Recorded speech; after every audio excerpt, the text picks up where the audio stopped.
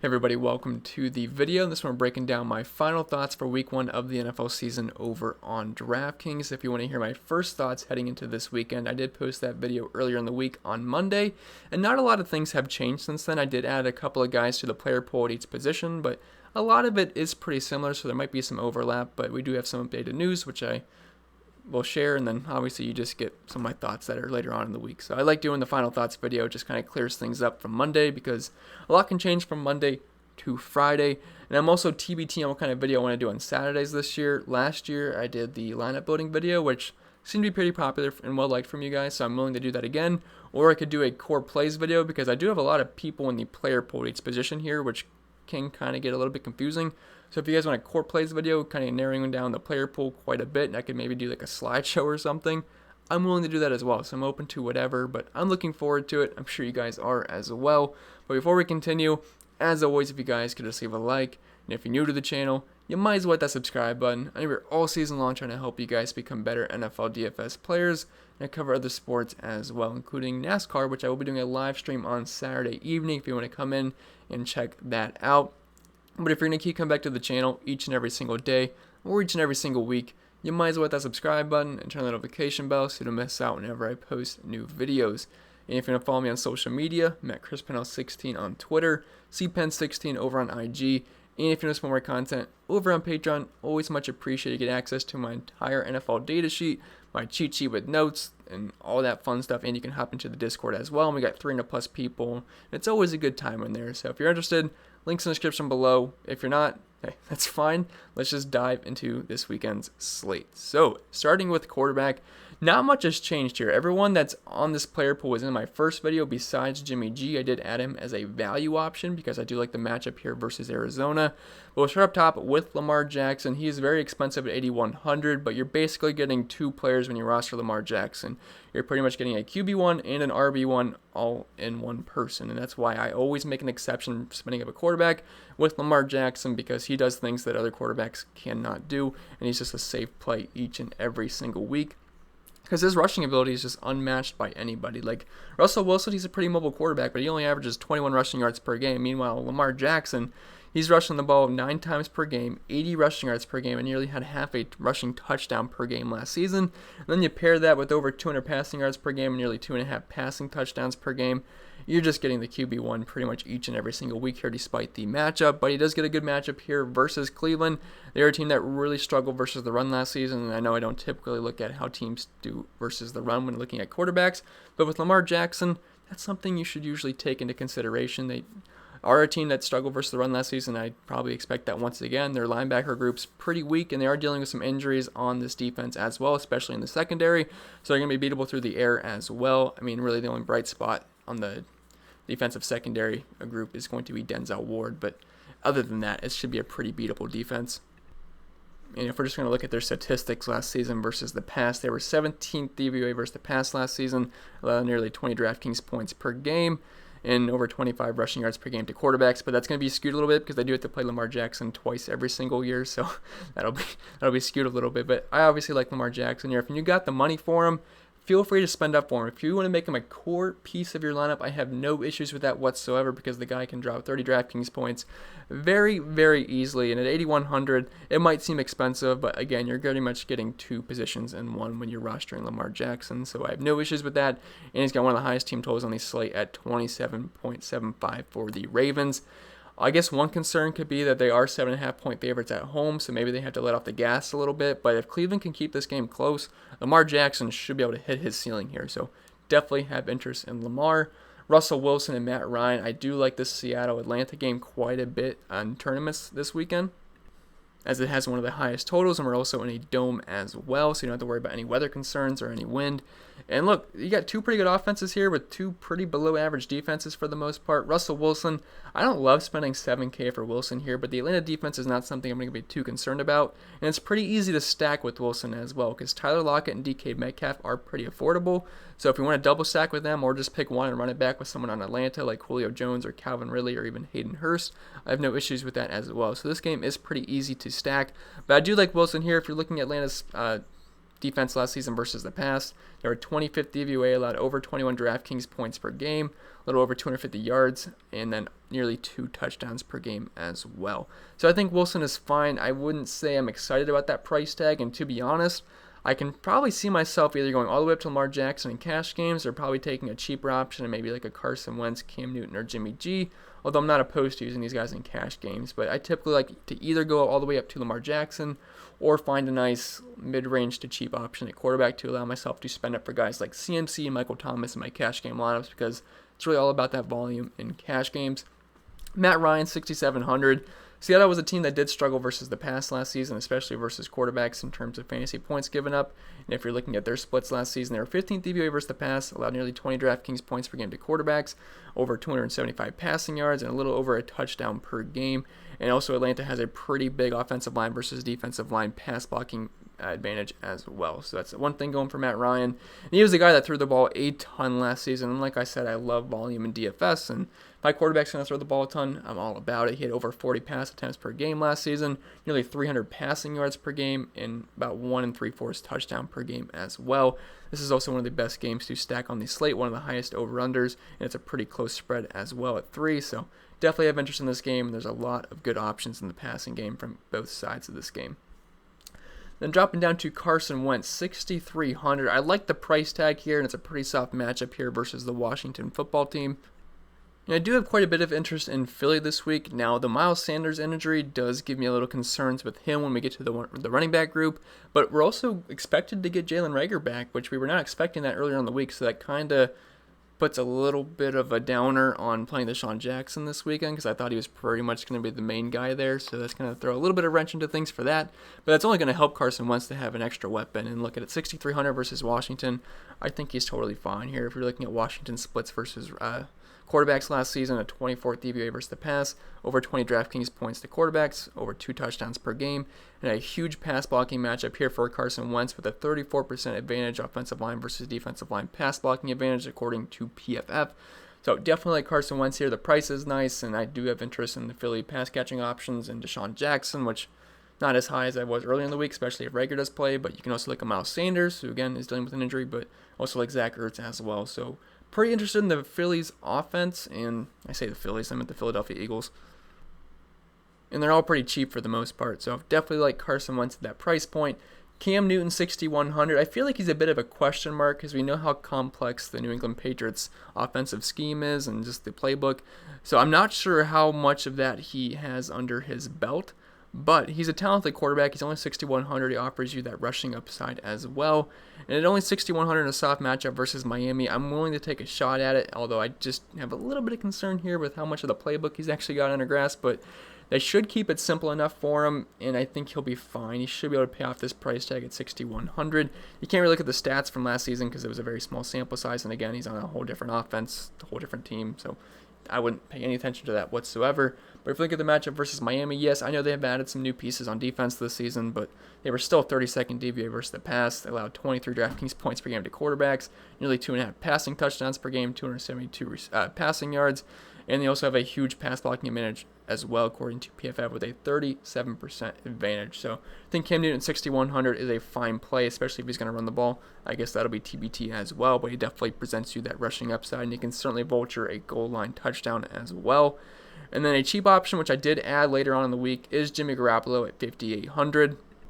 And I know Jimmy G's not a high upside guy. I mean, the 49ers love running the ball, and they're pretty heavy favorites here. No, I shouldn't say too heavy, but still 6.5 point favorites at home, so I don't really expect them to have to throw the ball too much. But if the Cardinals with Kenyon Drake, Kyler Murray, and DeAndre Hopkins can keep this game competitive, it's only going to help Jimmy G here. And 2 of his best games last year were versus this Cardinals defense. I mean, he scored 34 points versus them in Week 11. Then back in Week 9, he scored 31 DraftKings points versus them as well. And he had 8 passing touchdowns in those 2 games. And he also had 424 passing yards Week 11 and then 317 Week 9 as well. So his 2 best games last season were versus this Cardinals defense, and they were a team that got shredded by quarterbacks last season. Like, if we're looking at their numbers, they were 27th DVOA versus the pass, allowed over 25 DraftKings points per game to the quarterbacks, nearly 300 passing yards per game, nearly 2.5 touchdowns per game. And look, I mean, Jimmy Garoppolo should be fine at this price tag. I mean, I know Deebo Samuel's probably not going to play in this game, which is obviously going to hurt him a little bit. but he should be fine at this price tag. And if you're not spending all the way up for Lamar Jackson, if Jimmy G can get you like 200, 250 passing yards with a couple of touchdowns, you'll be probably sitting pretty fine because you're going to be able to spend up for your stud running backs and stud wide receivers. So don't hate the Jimmy G route. Then we'll move on to the running backs. We have the obvious top choice here at Christian McCaffrey. He's pretty much the safest option on the board, and with a week of a bunch of uncertainties, week one without any preseason or really anything, CMC pretty much seems like a logical play to plug in your cash games. Do you have to play him in tournaments at that price tag? No, because you're going to want to stack in tournaments and stuff like that. But in cash games, you take the high volume with CMC. I know, different coach, different quarterback, so things can change a little bit. But the game plan here should just to be get CMC the ball. He is the best player. Get him the ball, and usually good things tend to happen.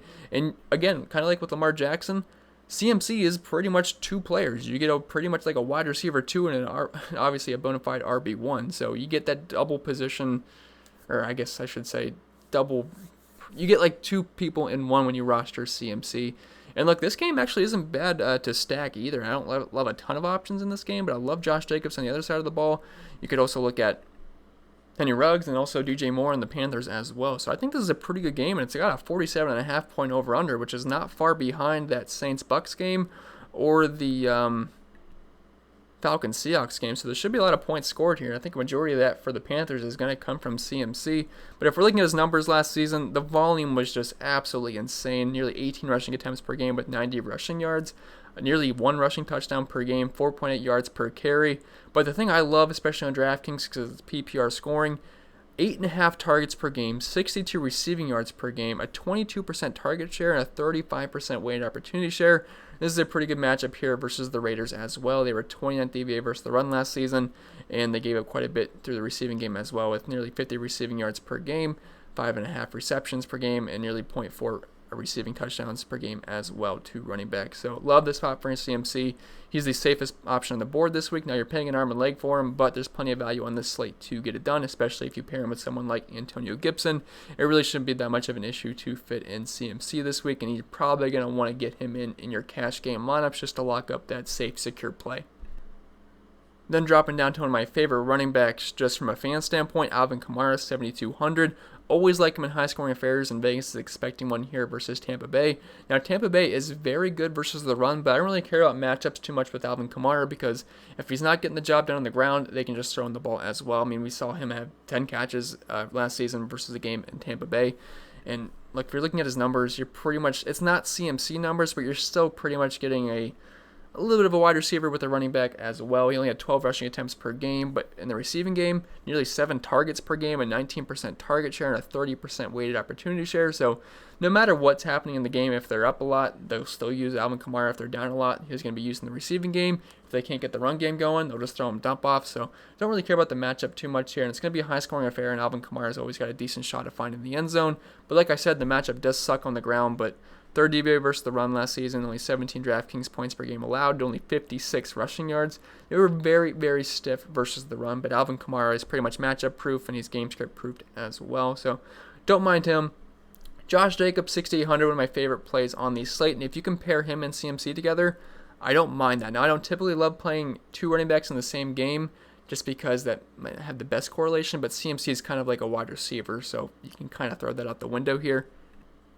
But I love Josh Jacobs. I'm a big fan of him. I think he's super, super talented. I don't think that's ever been a question. He's going to get a lot of work. He did last season, and hopefully, the only drawback with him last season was he really wasn't involved in the passing game. Only 2 targets per game last season and 12 receiving yards per game. But there's been plenty of talk of him being able to double his receptions and double the targets. And if that's the case, look, I already liked him when he was just like straight on the ground. But if he's going to get involved in the passing game even more, that's going to make him an elite play here versus Carolina. Like the Panthers' defense last season was so bad versus the run. They lost Luke Kuechly and they lost some other options as well. So this defense is going to be pretty beatable. And even last season, it was very, very beatable on the ground. They were 28th DVA versus the run, allowed nearly 32 DraftKings points per game to running backs, over 125 rushing yards, nearly 2 rushing touchdowns per game. Josh Jacobs should be able to eat this defense up. And like I said, this is going to be a lot of points scored in this game according to Vegas. And Josh Jacobs, he was heavily involved in the ground last season with nearly 20 rushing attempts per game, nearly 90 rushing yards per game, and 4.8 yards per carry. He graded out very well on a lot of PFF metrics and his elusive rating and broken tackles. I mean, he was just a really good running back in his rookie season, and I think he's only going to build upon that. And like I said, if he's going to be more involved in the passing game, I'm going to definitely love Josh Jacobs here. I like the price tag. They're also 2.5-point favorites, so all signs are pointing to Josh Jacobs having a very, very good game. I think 100-plus rushing yards with multiple touchdowns is certainly not out of the question here. So love Josh Jacobs. If you can make CMC your RB1, then Josh Jacobs your RB2, then maybe throw Antonio Gibson in your flex spot, I think that's a really solid start to cash games this weekend. All right, now moving down to Joe Mixon at 6,700. This is one of the guys I did add onto the player pool. I kind of just overlooked him in my first thoughts video, so I kind of regretted not putting him in there. But do like Joe Mixon. Obviously, he's one of the more talented running backs in the entire NFL. And this is a pretty good matchup on the ground versus the Chargers. The way to beat the Chargers is on the ground. If you're looking at their numbers last season versus the run, they were 19th DVA versus the run, allowed over 25 Draftkings points per game to running backs, nearly 100 rushing yards per game, and nearly a rushing touchdown per game. Now, according to PFF, this is a horrible run blocking matchup for the Cincinnati Bengals, minus 33%. So that's obviously a concern. But look, Joe Burrow is going to be his first NFL start. They're going to try to keep the pressure off him and probably hand Joe Mixon the rock as much as they can. And look, I think he'll be fine here. I do prefer Josh Jacobs for only $100 more, but this Bengals offense is going to be improved this season. You're getting A.J. Green back. You got Joe Burrow at quarterback, so they should be quite a bit better. Now, Vegas isn't really liking the Bengals too much here, only 19.5 points for their implied team total at home in Cincy, so not too encouraging, but I think Joe Mixon versus a pretty poor Chargers defense when it comes to the run is enticing at 6,700. But if you had to pick between him or Josh Jacobs, I will side with Josh Jacobs. Now, Miles Sanders, 6,300. If there was no injury concerns here, there's a decent chance he could be one of, if not the highest owned running back on this slate. But he is dealing with a bit of a hamstring injury, and we're kind of getting mixed signals here from the coach of whether he's going to play a lot or if he's going to be limited. So as of right now, I have no idea what to expect from that. But just know, if he was a full go, he's one of my favorite running backs plays on the entire slate facing Washington. They did struggle versus running backs last season. If you're looking at their numbers, they were 23rd DVA versus the run, a little bit over 30 Draftkings points per game to running backs, and nearly 125 rushing yards per game as well. And also versus the pass for running backs, they allowed 6 receptions per game and 50 receiving yards per game as well.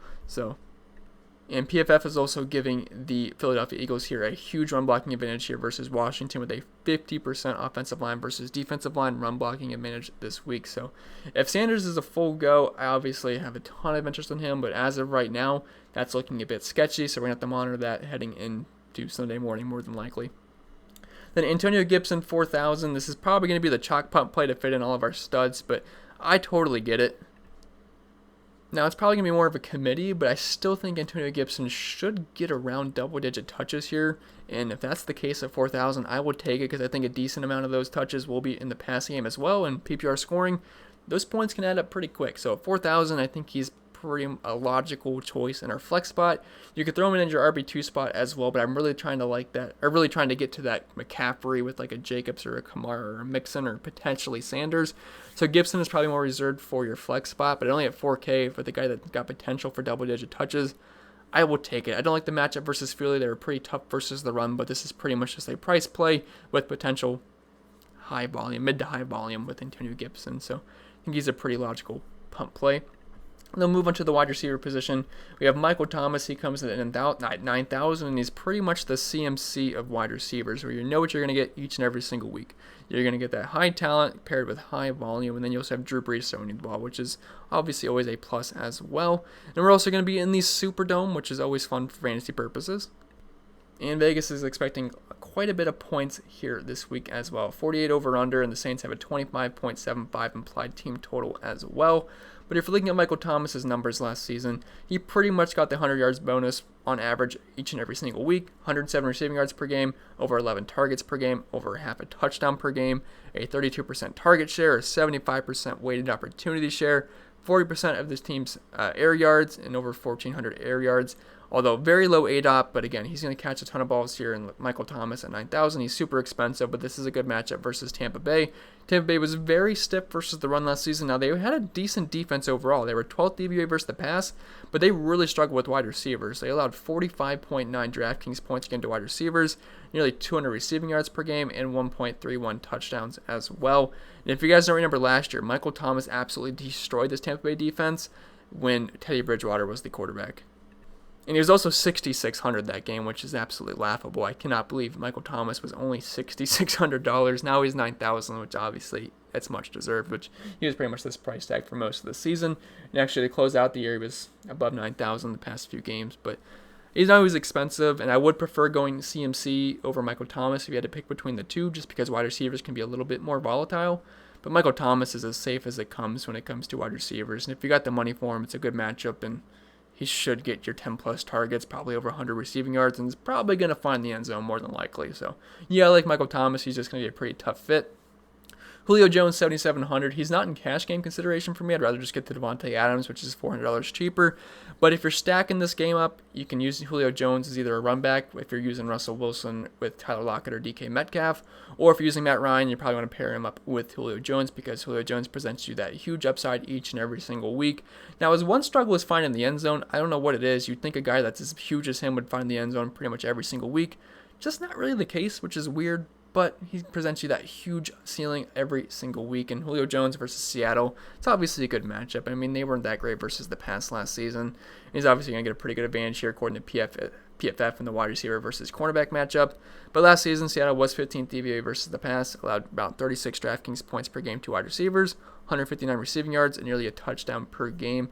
Look, Julio Jones, he's pretty much matchup proof for the most part, and this should be a high-scoring game. Vegas has it as the highest over-under on the slate at 49. Should be a pretty back-and-forth game. It's a close spread. We're in the dome. So Julio Jones, he's fine in tournaments. Probably not going to get there in cash games, though. I think your cash game wide receiver, if you're spending up, probably not Michael Thomas. I mean, obviously he's a fine option, but it's going to be tough to pay $9K for him. But Devonte Adams, he's probably your chalk spend-up option. I do quotation marks because he's only 7,300, so you're not really breaking the bank for him, but look, he's Aaron Rodgers' number one. They did not give him anything in the draft to work with or just with free agent acquisition. So it's pretty much just Aaron Rodgers and Devonte Adams here with obviously Aaron Jones in the run game.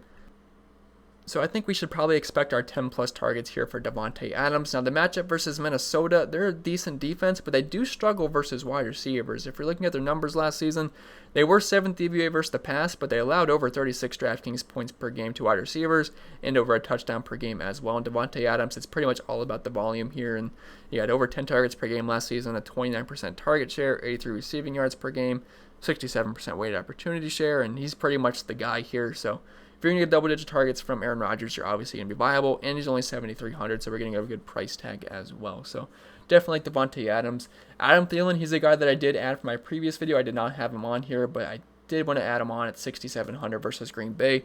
Now, I'd prefer running backs versus Green Bay, but with Stephon Diggs gone, Adam Thielen's going to be the main guy here. He should be able to get around double-digit targets, if not more, and he's going to be the main guy. So at 6,700, he's a talented wide receiver. I think he's a fine option just from a volume standpoint, probably a pretty safe cash game play. And don't forget, last season he did play a lot of games hurt, so I'm not going to put too much stock into what his numbers were last year. And once again, Stephon Diggs has gone, so I'd expect all these numbers to come up quite a bit. So I do like Adam Thielen. Tyler Lockett at 6,500, pretty much only playing him if I'm using Russell Wilson, because I don't really love using Tyler Lockett at like this price point as a cash game option, because I don't know, Seattle just doesn't typically throw the ball a ton, but he's the wide receiver one here. He should get the most targets, and it's a good matchup here versus Atlanta. I mean, if you're looking at their numbers last season versus wide receivers, they were 25th DVOA versus the pass, allowed around 35 DraftKings points per game, a little bit under a touchdown per game, and over 160 receiving yards. So Tyler Lockett's fine if you're using Russell Wilson, but that's probably the only way I am playing Lockett. Allen Robinson, he's another new add to this list, but 6,500 versus Detroit. Kind of wish I put him on the first video because I'm expecting some big things from Allen Robinson in week 1. Because I love the matchup, and we know he's going to get the volume as well over double-digit targets in a lot of games last season, but he averaged nearly 10 targets per game, had 27% target share, 67% weighted opportunity share, and a 39% share of the team's air yards, and around 71 receiving yards per game as well. And he gets a good matchup here versus Detroit. They really struggled versus the pass last season. They were 29th DVOA versus the pass, allowed over 42 DraftKings points here into wide receivers, nearly 200 receiving yards, and 1.25 touchdowns per game. The only drawback with Allen Robinson is that Mitchell Trubisky is his quarterback, and that's not something I'd wish on any wide receiver. I mean, it's gross, but Robinson still did fine with him at the helm, and look, I like Robinson. He's a very talented wide receiver, and I also got rid of Darius Slay on the Lions side of the ball, so that's only going to help him, even though Darius Slay was not very good last season. But getting him out of there is obviously going to help out Allen Robinson. Like I said, the only drawback here is that Mitch Trubisky is his QB, but he's very talented. I like the price point. He could certainly have a very, very good game here versus Detroit. DK Metcalf at 5,800. I'd probably rather play Metcalf over Lockett given the price tag, although Metcalf can be a little bit more boom or bust. But I still think he's going to be one of the more popular receivers on this slate because I think a lot of people are spending up a running back with CMC, then probably like a Josh Jacobs or Alvin Kamara. So we're going to need to find some value at wide receiver. And I actually think guys like Marquis Brown, Terry McLaurin, DK Metcalf are going to carry quite a bit of ownership. And it does scare me a bit because guys like Marquis Brown, Deshawn Jackson, and DK Metcalf can be a bit boom or bust. But the way this slate goes, I think we're going to be flocking to them. But Metcalf, I like the upside here. Everything I mentioned with Tyler Lockett can kind of be said once again in terms of the matchup. It is a good matchup here versus Atlanta. But Metcalf, he's a guy that's a burner. He can obviously get deep. He's got an 8 out of 13. He had a 26% market share of the team's air yards last season. Only 6 targets per game. But look, the upside's there for DK Metcalf. He's obviously a physical freak. I mean, the guy just looks insane. And he certainly presents you high upside. So I do like Metcalf. I like the price point. I do think he's going to be pretty popular on this slate. And this is definitely a great game for tournaments or even cash games as well. Terry McLaurin, 5,600. I think he's fine in general, but he definitely makes sense if you're stacking the Eagles because you're going to want that game to stay close. So throwing Terry McLaurin on as a run back certainly makes a lot of sense correlation-wise. And overall, this is a pretty good matchup versus the Philly secondary. Not Philly. I keep saying the Phillies because I'm thinking about baseball. The Eagles. But they did add Darius Slay, which I guess can be a boost for their secondary. But last season, Darius Slay was just not that great. I mean, if you're looking at the PFF ratings, he was pretty poor in a lot of areas. Obviously, I don't think he's a bad defensive back, but still, he wasn't anything to be too scared of last season. Obviously, that can be improved upon. But still, Philadelphia Eagles secondary last season versus wide receivers, 41 DraftKings points per game, over 1.3 touchdowns per game, and nearly 200 receiving yards per game as well. So Terry McLaurin with Dwayne Haskins, they got some chemistry under their belt finally, so I think McLaurin's fine at that price point, and he should be pretty chalky on this slate, but he's pretty much the only guy they're going to throw the ball to for the most part. Yeah, there's a couple of other receivers, but he had a 41% market share of the team's air yards last season, a 62% weighted opportunity share, 6.5 targets per game, half a touchdown per game, and 65 receiving yards. So McLaurin, like the price point, I think he's a fine option in all formats. Marquis Brown at 5,100, he's supposed to be pretty chalky on the slate, which, man, if you're going to play him in cash games, which, like, I understand it, it's just, a guy like Marquis Brown in cash games does scare me, but I like the price point. We're going to have to go pretty cheap at wide receiver this weekend if we're going to fit in our stud running backs and if we're going to play Lamar Jackson. But also, if you're playing Lamar Jackson, you get good correlation with Marquis Brown. And like I said, the Browns secondary is a bit beat up. I believe they're missing 3 starters on the defense this weekend in the secondary. So Marquis Brown certainly has some boom potential here. And look, the thing is, he's not going to get a lot of targets, only 4.64 targets per game last season, and only 41 receiving yards per game. And Lamar Jackson is certainly not someone you have to stack with. You can certainly play him naked. You do not have to play a wide receiver or a tight end with him. But Brown is a good price point, and look, he certainly has boom potential here, so I think Marquis Brown is fine. Then Deshawn Jackson at 4,900. So earlier on the week, I thought he was going to be the best play at wide receiver because, Jalen Reagor and Alshon Jeffrey were probably not going to be playing.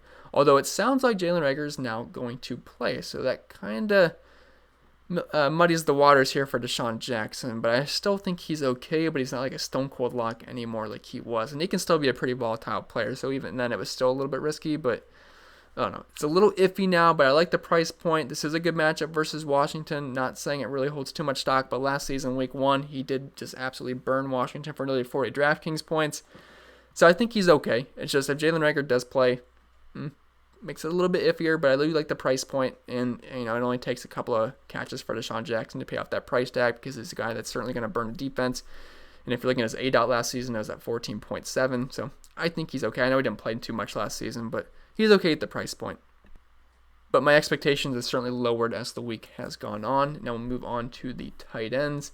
Not a lot of tight ends I like here, but George Kittle, 7,200. He's like the obvious spend-up option. I do prefer Zach Ertz or just going cheap.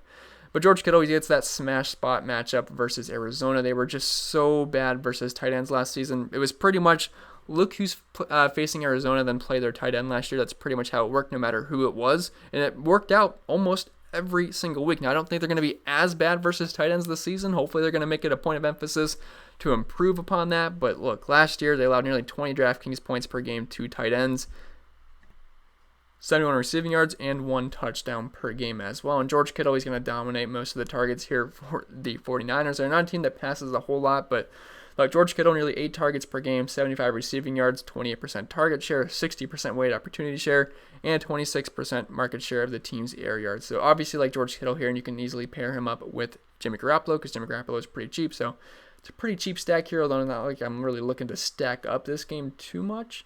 But, the 49ers do have one of the highest team totals on the slate at 27.25, and George Kittle can obviously smash in this matchup. So don't mind if you got the money for him and you want to spend up, although I don't typically love spending up for tight end.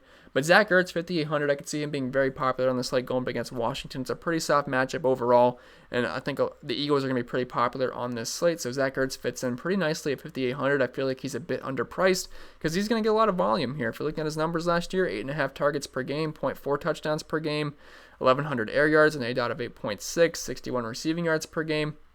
So with the targets going to be there, I like Carson Wentz. So if you want to pair him up with Carson Wentz, I have no issue with that. And you can run it back with Terry McLaurin. I think that's totally a fine way to go in GPPs, but just know that's not going to be a low-owned stack by any means. That will be pretty popular.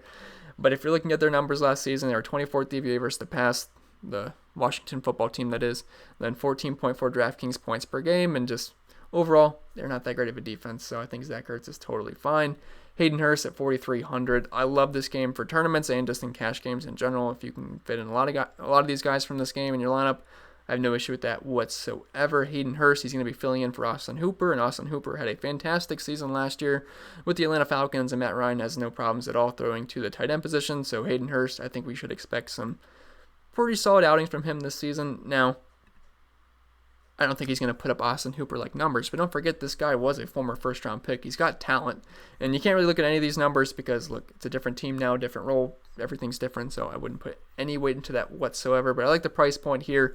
And Seattle was a team that wasn't great versus tight ends last season. They allowed over 15 DraftKings points per game to the position, nearly 70 receiving yards per game, which is almost up there with Arizona. Didn't allow nearly as many touchdowns, only 0.38 per game, but I still think this is a fine spot for Hayden Hurst, and I do like this game for DFS this weekend. Then Jack Doyle at 3,600. He now has Phillip Rivers at quarterback, which Phillip Rivers has always liked throwing the ball to the tight end position, so Jack Doyle at only 3,600 versus a pretty weak Jacksonville defense and just overall team this season. He should be fine at that price point. He should be able to pay it off. I mean, we don't need much at 3,600, and he could get a cheap touchdown as well. So I don't hate ruling out Jack Doyle. And then we'll move on to the defenses, which I don't really want to spend too much time on defenses, but I pretty much just like teams in low over-unders or if they're in a cheap price point. But pretty much what we did here, the Bills, 3,700, they're the most expensive defense on DK this weekend, but they're going up against Sam Darnold and the New York Jets, which they don't really scare me too much. And also in Vegas, they have the lowest team total on the slate at 16.5. They're also 6.5-point favorites at home. If you got the money for them, play the Bills. They're the best defense on the slate. The Patriots, 3,200, one of the best defenses in the league last year. And I know they're going to be missing some of the key guys, but still, they're facing Miami. Ryan Fitzmagic, as that's his actual name, but Ryan Fitzpatrick. Look, he's a guy that, some games he can just sling the ball and it goes his way, but he's certainly a guy that can have, 4 interceptions in a game. He is not afraid to throw the ball in tight windows, and a lot of times it's not going to work out, but he doesn't really care. He just goes out there and has fun on the football field, which good for him, but good for defenses as well for terms and DFS because the turnovers can pile up in a hurry, and only 17 points for the Dolphins here. They're also 6.5-point favorites at home, so yeah, Patriots are obviously going to be a fine defense at 3,200. The Colts at 3,000 going up against more than likely a pretty terrible Jacksonville team this season. So at 3,000, I think they are fine. They're 8-point favorites on the road and only 18.5 points for the Jacksonville Jaguars in this game. Then the Jets at 2,100. I did not have them on my first look video, and I wanted to add them at 2,100 because they were grading out pretty well in projections. They are on the road here, and they're 6.5-point dogs, but only 23 points for the Bills, which I shouldn't say only. It's kind of up there, but it's still a 39.5-point over-under. And the Bills' offense, yeah, you got some decent pieces. You got Stephon Diggs, and you got Josh Allen, who certainly has some upside, especially running the ball. And you got Devin Singletary and Zach Moss. But, Josh Allen's a guy that's certainly prone to making mistakes. So at 2,100, I don't hate that. And if it's going to allow you to fit in a guy like CMC, go for it. But think that's pretty much going to be it for the video, guys. So I hope this was helpful. If it was, make sure you leave a like. If you're new to the channel, make sure you hit the subscribe button. It really helps me out. I really do appreciate it.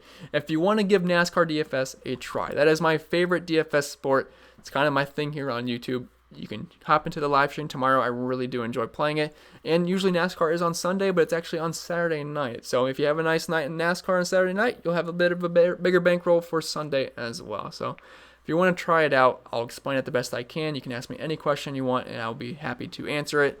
But if you do happen to the live stream, I'd really recommend watching the preview video so you're not coming in blind. But that's just my little quick NASCAR promotion. I love NASCAR DFS, and the more people that play it, the better. But that's going to be it. I wish you guys the best of luck this weekend, and I'll try to figure out which kind of video I want to post tomorrow as well. But I'll see you, and I hope you guys enjoyed the first football game of the season when the Texans faced off versus the Chiefs. That was a fun game because I love watching Patrick Mahomes play. It's always a treat to watch, and Clyde Edwards-Helaire looked good. Travis Kelce got his touchdown. Patrick Mahomes did Patrick Mahomes things. Tyreek Hill got in the box as well, so pretty fun night. But I'll see you guys in the next video, and I appreciate you guys watching.